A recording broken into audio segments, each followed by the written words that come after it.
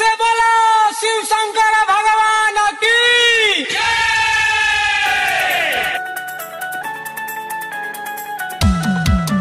हमर चिला मुझसे खाली गांजा भर गाना हो। Music by Riya studio Khagaria. हमर चिला मुझसे खाली गांजा भर गाना हो। ये जटाधारी बाबा कृपा कर दाना हो। ये जटाधारी बाबा कृपा कर दाना हो। हमर चिला मुझसे खाली गांजा भर दाना हो। हमर चिला मुझसे खाली बाबा भर दाना हो। ये डमरू वाले बाबा कृपा कर दाना हो। ये डमरू वाले बाबा कृपा कर दाना हो। हमर चिला मुझसे खाली गांजा भर दाना हो। हमर चिला मुझसे खाली बाबा भर दाना हो। गांजा भर दाना हो।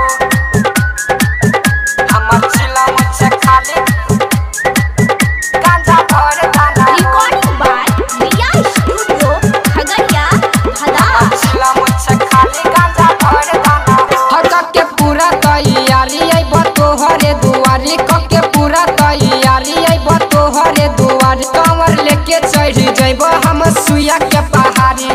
पर्वत कैलाश से उतर जाना हो। पर्वत कैलाश से उतर जाना हो। हमर चिला मुझसे खाली गांजा भर दाना हो। हमर चिला मुझसे खाली बाबा भर दाना हो। ये डमरू वाले बाबा कृपा कर दाना हो। ये डमरू वाले बाबा कृपा कर दाना हो। हमर चिला मुझसे खाली गांजा भर दाना हो। हमर चिला मुझसे खाली बाबा भर दाना हो। गांजा भर दाना हो। हमर चिला मुझसे खाली गांजा भर दाना हो। हो बाबा कर न तू लेट कर छिया हम बेट। बाबा कर न तू लेट कर छिया हम बेट। जल्दी से कोनो भेजना सके टबलेट। हम माथावा पर हाथ हमरा धैर्य दाना हो। हम माथावा पर हाथ हमरा धैर्य दाना हो। हमर चिला मुझसे खाली गांजा भर दाना हो। हमर चिला मुझसे खाली बाबा भर दाना हो। ये जटाधारी बाबा कृपा कर दाना हो।